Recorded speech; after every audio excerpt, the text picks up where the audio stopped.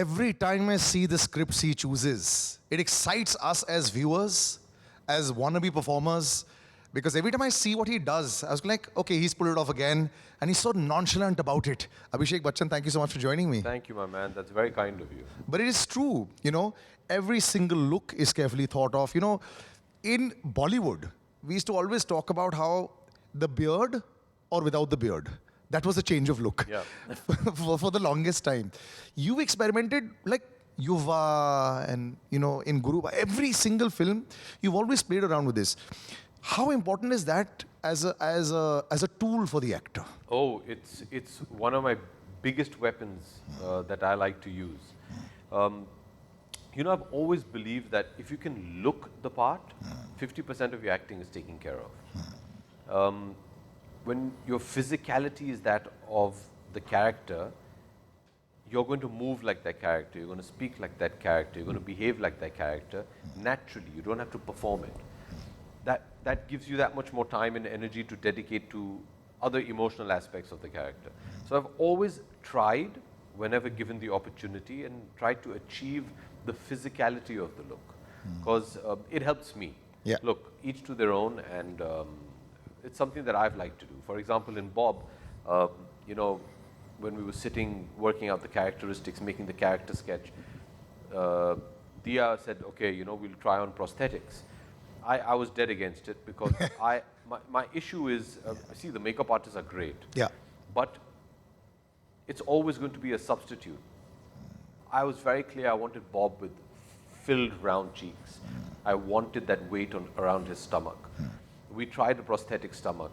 It's also very cumbersome, isn't it? Having it around? Yeah, man. Yeah. I mean that's something I should not technically talk about, but it's very cumbersome. It's this hard piece of latex or whatever, but it doesn't move properly. Yeah. It doesn't feel natural. It looks like you've strapped on a pillow to your stomach. And when you do stuff on your cheek, it as great as the artists are, it makes it look a bit fake. And I said, let's go whole hog. I also believe today your audiences expect that of you. Yeah. Gone are the days where you can stick a fake mustache on and say, look at my look change. They're like, no, buddy, you got to do it for real, because they pick up on it, But with you, I've always felt it's possibly tougher because the most natural swag walk is you and your dad. The way you all walk, like there's a speed at which you walk with, in real life, and I've seen that. Here, you have to slow it down. Yeah. It's a natural fight for the tendency. So I've said this before in previous interviews. Once I get the walk of a character, then I start understanding how I want to play it. I was very sure I wanted Bob to have a slight waddle. And that waddle has to happen because he's got so much weight, he doesn't know how to carry it properly. So if you see his shoulders are always a bit droopy, and that's because of the weight. Now if I didn't have that weight, I'd have to perform and be conscious of that slight hunch, that slight waddle. Now when I have that weight, your biomechanics change, so that naturally comes to you. So I don't need to be thinking about it at that point of time. It just comes naturally to you. It's such an exercise in how to actually do it. You've got to convince yourself also that you are the person. And I have to say, first of all, marvelously cut promo. It just looks fantastic. So many times the trailers, can reveal too much. Yeah. Sometimes they just tell the whole story. Here, Shujoy is at the back. His daughter's directing it. Yep. A big responsibility on her. Yes. And are you easy to deal with somebody who's out there calling the shots? Oh, yeah. Yeah? I'm a complete director's actor. Yeah. I'm very lost if my director just lets me be and say, do what you want. I'll be disastrous. I take direction very well. I enjoy direction. I like a director who gives me very precise notes. Because that helps me create. And what I've learned over the last 20 odd years is every director who has very precise notes, that means they know exactly what they want. But every director that's given me precise notes is very open to my own interpretation of those notes. And that taught me that when a director are very clear about what they want, they're so confident in their ability that they're very happy to allow the actor post their briefing to interpret it and come back with something which could be different and new. True. I've not met a great director who's opposed to how an actor might want to play a character, despite them having briefed them. Are you a scrubbly person on the practice notes where Yeah. you'll have a lot of those? Yeah, I make a lot of notes on my script. Yeah. Yeah, I'm one of those. I mean, that's training from you know from acting school. That Yeah. you know make a very precise and in-depth character sketch. Write it down. So I have notebooks where I have all my character sketches down. On my script, I keep scribbling things. It could be a punctuation mark in how I want to say my dialogue, or it could be an emotion that I want to remember while saying a dialogue, or an approach to a performance. So yeah, I'm somebody who writes a lot of that down.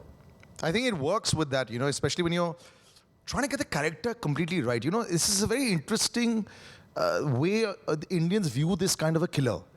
This is almost like, every day. Earlier, it was just in films. Yep. Now, as we've got more exposed to news online, this is how a killer actually looks like now, An average common man Yeah. who can actually pull out Yeah, a gun. he could be sitting on the bus next Absolutely. to you, you won't know about it. Yeah. Earlier, it was all about he looked like the villain. Yeah, very true. Here, that line is sort of being crossed. Well, that was kind of the point as well. To achieve somebody who looks so passable in a crowd, to achieve somebody who is so common, that was interesting to me because you were kind of going against the grain of what we're used to seeing contract killers look like, behave like. Emotionally, I jumped at this because he's just such a good guy. Yeah. He's loving, he's kind-hearted, he's simple, he's down to earth, he's soft-spoken, he's almost lost a bit. Yeah. But he's a deadly contract killer. And these two opposing forces was, just provided the perfect contradiction for me. I said, wow, when are you going to get a character to play like this? But in order to achieve that, you have to achieve the look. Yeah. And so that's something we spent a lot of time and effort. So for the hair as well, did you spend like 1 million sessions getting it right? Amazingly, where we're doing this interview is exactly where we did the first and only look test. Wow. So we had this wonderful makeup artist, Simone, who came down from England, and she had made this entire big prosthetic piece for my head. Yeah. Because the hairstyle is such, I don't have straight hair. Yeah. I have thick, wavy hair. Yeah. We needed to give him, he's got a comb over. Yeah. So that was a piece that had to be created. So they took my measurements and made the cast and all that, and then that was a piece that it took like an hour and a half every day to put on. But the rest of it is all me. Yeah. Yeah. So it was Well done something- there. Actually, whenever I think of prosthetic makeup, I think of your dad in Pa. Yes. When you look at that, you must have been frightened wanting to spend that much time getting into the look of the character. No, I mean, I produced the films. Yeah, but still, even when you look at him- I was kind of used to those 3 hours that it took to get into it and 2 hours to get out of it. But it is something actors get a bit scared of, to be very honest. But this was I would have loved to have done it myself, but it just wasn't physically possible. Yeah. The weight was, the rest of it was. So getting the look right was correct. And I say this with a lot of pride, that I knew it was working when the first day when I was on set. Yeah. And I have an iPhone. Yeah. Right? And I tried to open my phone with facial recognition. Are you kidding me? It didn't work, man. Wow. I was like, I jumped up. I went to Sujoy. I said, Sujoy, my phone's not recognizing my face. Like, oh my God, who do I call? I'm like, no, man, that means we got it right. I said, my phone isn't recognizing That's it. such a typical reaction of him. He probably didn't even understand what you said. He didn't get it. He didn't get it. It's looking fantastic, but the audiences change over the years, Yes. and I think the amount of change in the last 2 years, you've been fantastic on the and OTT platform, any OTT platform, from your Breathe to whatever is done really well. Thank you. Have you sort of also been reassessing what they like about you, what is working? Because now I think people are starting to fine-tune that. It's not just anything goes anymore. That's a very interesting question, and I think the answer lies in the question. I'm guessing over here, shot in the dark. I think the days are gone where we need to assess what they want from us. Really? I think there was a time where there was an image to a star, Yeah. and they needed to cater to that to maintain their loyal audience. Yeah. Today, the audience has matured and changed, where if you're going to do the same thing more than twice, they'll be like, nah, get on with it, man. I think they want to see you push yourself, challenge yourself, reinvent yourself almost with every film. So I think gone are the days where, when I started off, it was like that. Yeah. What does my audience want from me? Am I ticking those boxes? a lot of great actors made a career out of playing a certain Like a persona. persona Yeah. of themselves. Yeah. And that is what we wanted to see. As a kid, I wanted to see Bachchan's movie. Yeah. I didn't care if it was Vijay or if it was Ravi or whatever. I wanted to see Bachchan. Yeah. Then when we were teenagers, we grew up saying, we want to see Shah Rukh. Yeah. We want to see that, you know. And that's what used to work. And Yeah. I've seen both of these two actors that I mentioned, Yeah. and I've worked with them very closely. I've seen their craft at work. And these are actors that are superlative at their job. Yeah. But they weave in these elements because they know that that's what their audience wants. Similarly, you're not going to see a Tom Cruise film where he's not going to give you that one shot where he's running. Of course. And flying or Yeah. jumping. So I go to Tom Cruise film, I want to see Tom Cruise run. Yeah. You know? Yeah. And that's the brilliance of how they weave it in. Yeah.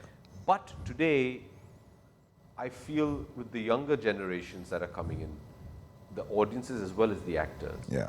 they're going to have to keep evolving and adapting and changing. Otherwise, they're going to get fed up of them. Tom Holland actually said this. He says, I don't see myself playing Spider-Man after 30. And if I'm still playing it, there's something wrong that I've done. A lot of the actors are saying that, you know, it may be a cash cow and it might just get the big numbers, but I'm done. I'm over it. Not just that. I think I understand also. You see, Spider-Man is a school kid. He's a high school kid. You're 30 plus. I mean, I still remember, you know, I was very fortunate enough to go to boarding school, in international boarding school. And one of my classmates was a boy called Christian Moore, who happened to be Roger Moore's son. Wow. And he used to come on Parents' Week, and I remember him telling us once, he had taken us for lunch somewhere, and somebody asked him that, why did you stop playing Bond? He said, because it just got creepy after a point in time. I was romancing girls who were old enough to be my daughter. He said, that it's just wrong. Yeah. You know, there is a certain sensibility that has to come in. I mean, Tom Holland is absolutely right. After you're 30, you can't be playing a 16-year-old. Yeah. You know, it's not possible. You know, there was a script, a story, a real life story, which I've been very keen to make for the last 15 years. And I've been trying to just crack the script. And today, about a month or two ago, I revisited saying, okay, let me see if I can do it. And I just went through the notes that I had prepared on that. And it's a true life incident. And the protagonist was a 23-year-old. Yeah. And I said, dude, I'm 45. I can't play a 23-year-old. You know, those days are gone. That's not really common again in our industry. Well, it's going to happen now, and it is happening now. You know, I think those days are gone where we can do a film on a real-life character without paying credence to the fact that you need to look and feel like that character. True, true. There was a time where it was acceptable to just portray the character in your own way, but today there is an authenticity which is demanded of you, which is part of the reason why we did what we did for Bob. There was an authenticity that was required, because if it wasn't, people would be like, you're faking it, man, get out. True, true. Which is why I think the extremely fantastic character, performance, these kind of words coming in as soon as the trailer came out. I think that would have excited you as well. This is what you wanted. Absolutely, absolutely. I mean, it is a stamp of approval from the audience when your trailer comes out and it's universally applauded, if I may dare say so.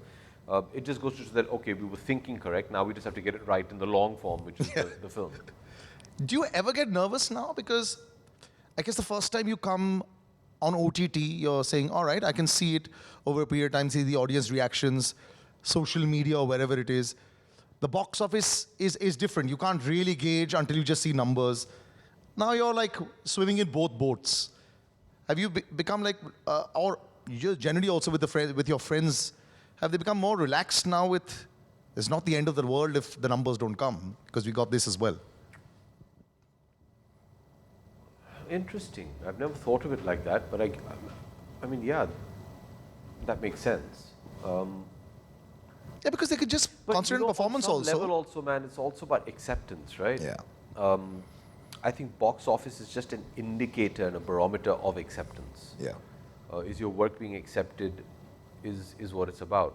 You get to know. I mean, this is my third film that's coming direct to OTT. OTT, yeah. I've done a web series as well. You know when it's accepted and when it's not. Yeah. I've been very lucky. All three have been accepted because you get that kind of feedback. Yeah. So it's about acceptance. I guess on one hand you have that one barometer, but the ultimate acceptance, I've always said, which is a sad but true reality of being an actor, is the true acceptance is, do you get your next job? Yeah. You know, there's no greater leveler than that. Yeah. Do you get your next job? Does that phone ring after your release saying this is a bigger and better film, or this is a smaller and not such a wide release kind of a film? These are all indicators. If it's a bigger and better film, your previous film was a huge hit and you were appreciated. Yeah. If it's a smaller niche, you know, not such a wide release film, your work was appreciated. Performance was But appreciated. it wasn't a big hit. Yeah. You don't get a phone call means, dude, you got to pull up your socks because you're not good enough. But performance is equal to Abhishek Bachchan now. So many comments on Thank you. That's very kind of you. YouTube. The world has always known it. But now because it's happening every single time, the kind of roles you're choosing, I think it's just brilliant. Well, you must be really like, it's no longer buffet service, it's a la carte menu. And I think you're really enjoying and choosing the right dishes. I'm loving it. I'm Yeah. loving it to get the opportunity. You know, similar to what you discussed previously. I think those days are gone where we needed to tick the boxes on certain elements of our persona. Today, you can just be wholeheartedly, just surrender to the character.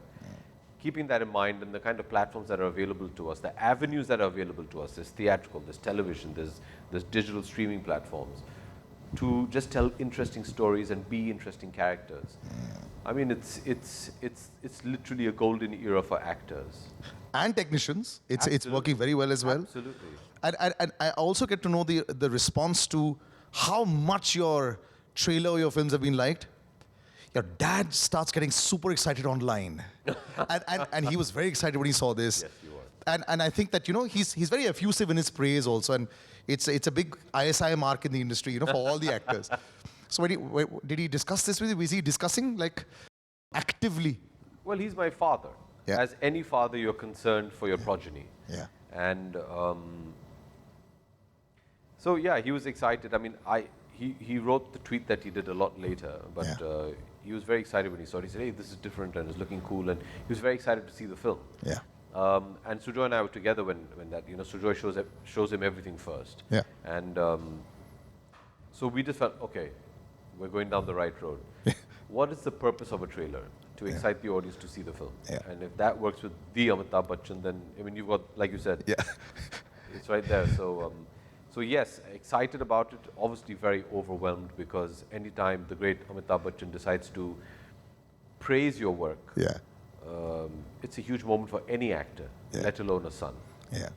And I've always said, I do what I do for my fans and for my family, and to get their stamp of approval means the world to me. So I'm very excited. Equally nervous because now he has to like the film as well. So Sujoy's like, oh, sir, loved the trailer. I'm like, yeah, but he's got to like the film. That's more important. He's also very interesting, Whenever I meet Sujoy, I'll say, sir, I love this. You always like every film. You're not being critical about it. He, as a person, also is very like, I want to see this, I want to see this. Always has something going on in his You mind. have to understand, Sujoy is Bengali. Yeah. And I'm half Bengali. I'm half Bengali as well. There you go. So we love to debate. Bengalis need a reason to debate or argue, and preferably on the corner of the road with the newspaper and a cutting chai. Preferably. Sujoy doesn't like finality. Okay. Sujoy, great scene. What? No, he wants to argue. He wants to fight about it. It's in our DNA. What do we do? Was he extra under pressure because the daughter is wielding the... He was surprisingly nonchalant about it. Okay. You never felt कि ये हमारे producer की बेटी है and all that. Diya is her own person. Yeah. Diya is very shy. Yeah. And but yeah, Sujoy, I mean, he was playing the producer. Okay. So he was doing random stuff like, let me come drop you to your trailer. I'm like, why? Oh, are you comfortable in the room? I'm like, Sujoy, what's wrong with you, man? Because I've interacted with Sujoy as a director always. And suddenly he was playing this producer. I'm like, this doesn't suit your image, man. Yes, he still dresses the terribly way that he does with his dirty Bermuda shorts and the torn t-shirt. But he's got a six-pack, hasn't he? He's been very fit for a long time. He's got a six-pack of beer is what he's got. He doesn't have a six-pack from anywhere, man. And, but he was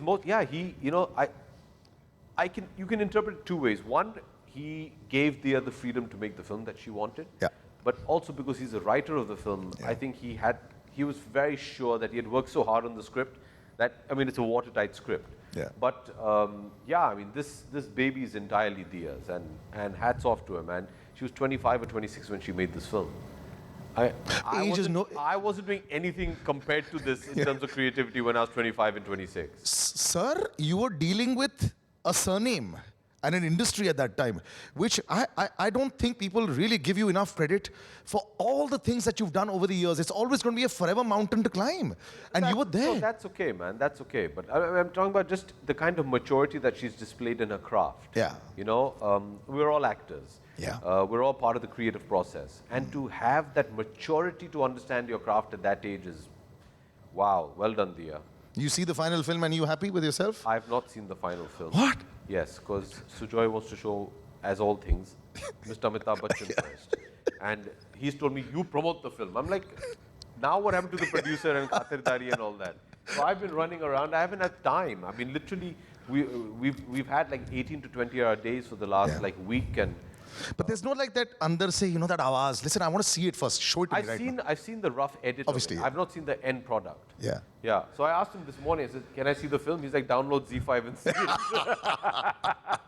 So I said, "That's a great thing." So what I'm going to do now? All my friends are messaging me. "Hey, when can we see the film?" I'm going to send them a link to the Z5 app. Yeah, download karke dekh lo.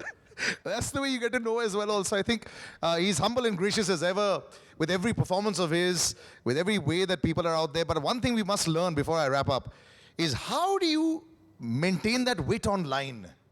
With the world out there, you just know what to say, just enough, you know, when somebody will try to poke you It's or... very you know. simple. Yeah. Okay, and I think everybody, if I may use your platform, Yes. life is tough.